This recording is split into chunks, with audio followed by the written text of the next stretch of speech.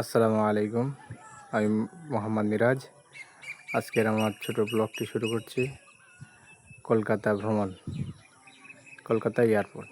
এই চলে এসছে আমাদের গাড়িতে আছে আমার ভাই, সামনের সিটে আছে ভাইয়ের ছোট ভাই।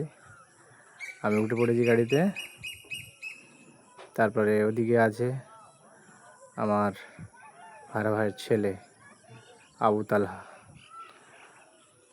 কলকাতাতে প্রচুর বৃষ্টি। আমরা কলকাতা রয়্যাল বেঙ্গল হোটেলের সামনে দিয়ে গাড়ি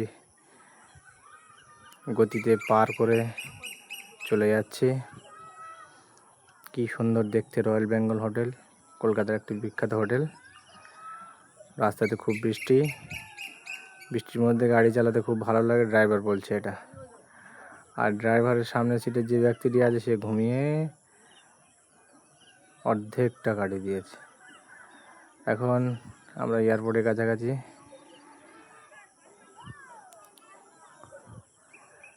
বাচ্চাটি কিন্তু ঘুমায়নি। আবুতালা অপেক্ষা করছে কার, দেখা যাক। এয়ারপোর্ট আছে 5 কিলোমিটার, এখনো বাকি।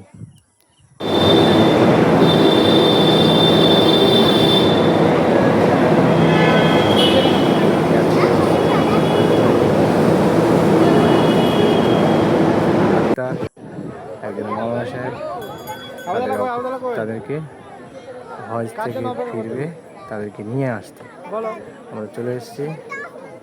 তাদের অপেক্ষায় দেখছেন হাজিদের জন্য পুলিশ নিরাপত্তায় পশ্চিমবঙ্গ সরকার, আর আমরা তাদের জন্য অপেক্ষায়। দেখছেন কত ভিড়, কত মানুষ, তারা তাদের আত্মীয় স্বজনের অপেক্ষায়, তাদের সঙ্গে সাক্ষাৎ করার জন্য অপেক্ষা। আমাদের হাজি সাহেব মৌলানা সাদিকুল্লাহ আমাদের নাম ঘোষণা করা হয়ে গিয়েছে। এবার উনি বের হবেন, আমরা অপেক্ষায় আছি। দেখা যাক ওই বের হয়েছে হাজি মোহাম্মদ মহিউদ্দিন সাদিকুল্লাহ সাহেব মৌলানা সভা করছে। হাজি আব্দুল্লাহ হায়দার বাকি রয়েছে ডক্টর আরিফ বিল্লাহ সাহেব আসবে, আমরা তার অপেক্ষায় আছি। প্রচণ্ড ভিড় এসে গিয়েছে। ডক্টর আরিফ বিল্লাহ সাহেব মক্কা থেকে হজ করে মক্কার পবিত্র ভূমি থেকে ফিরে আমাদের বাড়িতে রওনা হব। আমরা এবার গাড়ির জন্য যাচ্ছি, ট্রলি নিয়ে, সামানপত্র নিয়ে।